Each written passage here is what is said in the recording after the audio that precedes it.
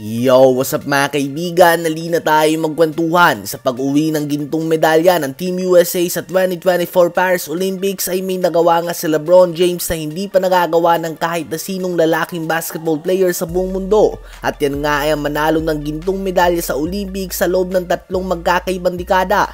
Nanalo nga siya noong 2000s era noong 2008 Beijing Olympics. Nanalo din siya sa 2010s era noong 2012 London Olympics. At ngayon 2020s naman ay nanalo din siya ng gintong medalya sa 2024 Paris Olympics. Ang achievement na ganito ay patunay lang nga ng haba ng career ni LeBron James at ganito na din nga katagal na consistent si LeBron at naglalaro at a very high level dahil siya pa din nga ang pinangalanan na MVP at the age of almost 40 years old. Sa NBA nga ay malabo na niya itong magawa dahil una siyang nagkampiyon ay noong 2012. Kung nagkampiyon nga sana siya sa kanyang unang NBA Finals laban sa San Antonio Spurs noon ay magagawa niya ito. Subalit tanging si John Salley at Tim Duncan ng mga players sa NBA history na nakapagkampiyon sa tatlong dekada. Nagawa nga ito ni Duncan sa 90s, 2000s at 2010s. Isang player na may chance ang magawa ito sa Olympic history ay si Victor Wembanyama.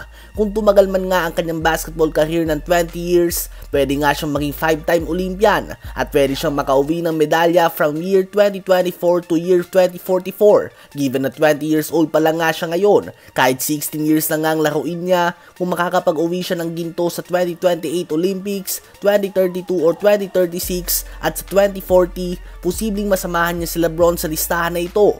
Ganun pa man, tiyak nga na isang record ito na hindi magiging madali na mabasag. Sa palagay nyo ba ay sino ang player ngayon na may kakayahan na magawa ang nagawa na ito ni LeBron James? Ngayon ay tumungo naman tayo kay Jrue Holiday. One of the most underrated players nga siya sa era na ito mga kaibigan. Kapag sinabi nga ng mga pinakamagaling na combo guard sa NBA ay bibihira na mabanggit ang kanyang pangalan dahil napakasimple nga ng kanyang galawan.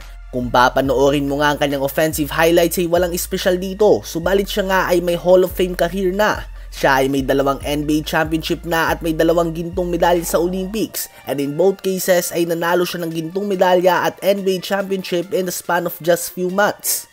Isa din nga siya sa mga pinakamagaling na defender sa NBA at patunay na lamang dyan ang kanyang 6 na beses na pagkakasali sa All-NBA defensive team. Madaming ang players ang hindi makapaniwala na hindi pa nananalo si Jrue Holiday ng Defensive Player of the Year award hanggang ngayon. 2 beses pa lamang siya nagiging All-Star, subalit mayroon na nga siyang mahigit 15,000 points. Mas madami pa nga yan sa tulad ni Klay Thompson at Kawhi Leonard.